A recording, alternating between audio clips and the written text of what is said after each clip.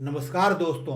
यदि आप अपनी स्पिरिचुअल इंटेलिजेंस यानी आध्यात्मिक बुद्धिमत्ता को मजबूत करना चाहते हैं, स्ट्रेंथन करना चाहते हैं, तो आपको इसके 10 मौलिक व्यावहारिक सिद्धांतों को समझना पड़ेगा। आज का वीडियो आपको इसके बारे में बताएगा।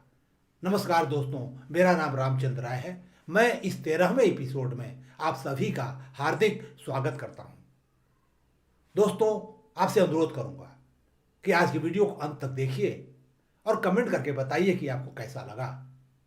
और अगर आपको अच्छा लगे तो अपने दोस्तों के साथ इसको शेयर भी करिए।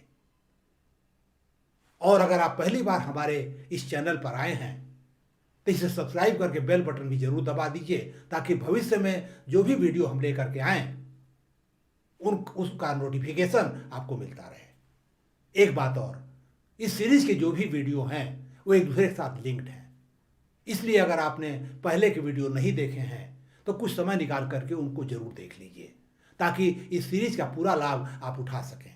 आइए अब हम लोग जो स्पिरिचुअल इंटेलिजेंस के 10 मौलिक व्यावहारिक सिद्धांत हैं उन पर चर्चा करते हैं। दोस्तों, जो पहला सिद्धांत है वो ये है कि इस पृथ्वी पर जीवन के अस्तित्व का कारण और उद्देश्य के बारे में मौलिक सवाल उठा करके आपको अपने आत्मज्ञान को बढ़ाना चाहिए। जब तक आपकी सेल्फ अवेयरनेस स्ट्रांग नहीं होगी, आप स्पिरिचुअली इंटेलिजेंट नहीं हो सकते। जो दूसरा सिद्धांत वो ये है कि एक सात्विक भविष्य दृष्टि, उद्देश्य और उच्च मानवीय मूल्यों से भरपूर जीवन आपको जीने के लिए तैयार रहना चाहिए। एक ऐसा जीवन जीना जरूरी है। तीसरा, जीव जगत जीवन की समग्रता और एक दूसरे के ऊपर निर्भरता को समझ करके आपको कोई भी काम करना चाहिए। सब जीव अब एक दूसरे पर डिपेंडेंट हैं, एक दूसरे की मदद चाहिए। आपको दूसरे की मदद करनी है, दूसरे आपकी मदद करते हैं। ऐसे ही ये जीवन चलता है। जो चौथा सिद्धांत है वो ये है कि चूंकि जीवन क्षण भंगुर है, कोई जरूरी नहीं कि अगले क्षण हम जीवित रहें, इसलिए प्रत्येक क्षण का सही इस्तेमाल किया जाना जरूरी है। जो क्षण बीत गया वो लौट के नहीं आएगा, इसलिए अच्छे काम को कल पे न टालें, तुरंत कर दीजिए। गलत काम जरूर टाल दीजिए, अच्छे काम मत टालिए। जो पांचवा सिद्धांत वो ये है कि जगत की विविधता को समझकर और स्वीकार करके और सह अस्तित्व के भावना से जीवन जीना चाहिए। आपको पता होना चाहिए कि इस संसार में तरह तरह के धर्म होंगे, मजहब होंगे, परंपराएं होंगी, लोग तरह तरह के विचारधारा वाले होंगे। आप किसी पे अपनी विचारधारा नहीं थोप सकते, दूसरों को अपनी बात मानने के लिए मजबूर नहीं कर सकते। अगर आप ऐसा करते हैं तो आप स्पिरिचुअली इंटेलिजेंट नहीं हैं।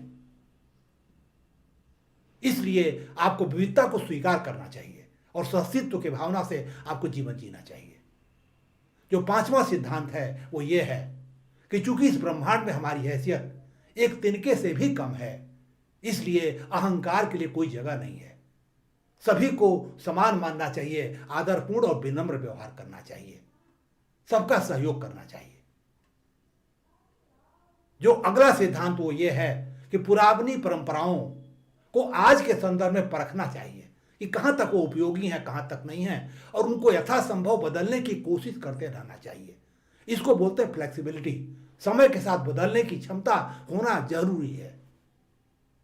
और आठवां जो सिद्धांत है वो ये है कि जीवन में अगर कोई कष्ट आता है, कोई चुनौती आती है, कोई परेशानी आती है, तो उसे सहर्ष स्वीकार करिए। यह मान के चलिए कहीं न कहीं आप उसके कारक हैं, इसलिए आपको उसको सहन कर लेना चाहिए और अपने कष्ट को कम करके, सहन करके, उसकी चिंता से दूर हो करके दूसरे के कष्ट को दूर करने की कोशिश करनी चाहिए, ताकि इस दुनिया में कष्ट कम हो।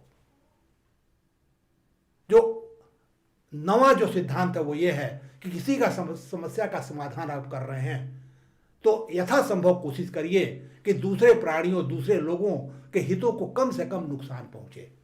समस्या का समाधान भी हो और कम से कम डैमेज होना चाहिए। और अंतिम और सबसे इंपॉर्टेंट सिद्धांत तो यह है कि कर्म बहुत इंपॉर्टेंट है, इसलिए अपने कर्म की सात्विकता को हमेशा चेक करते रहिए। यह कोशिश करिए कि आपके काम से किसी को नुकसान ना हो, हानि ना हो। आप सफल होइए, लेकिन दूसरे के कीमत पे मत होइए, दूसरों को नुकसान पहुंचा के मत होइए।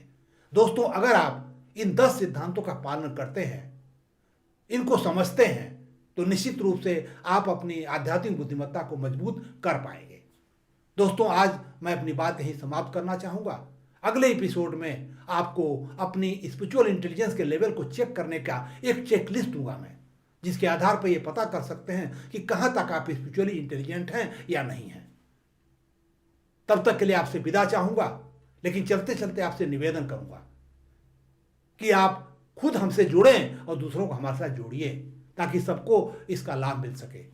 एक बात और, हमेशा कोशिश करिए कि अच्छा पढ़ें, सुने और देखें, ताकि आपके अंदर अच्छी चीज जाए, आप बेहतर बने, आपकी सोच बेहतर बने, आपका व्यक्तित्व बेहतर हो और सफलता के चांस भी बेहतर हो।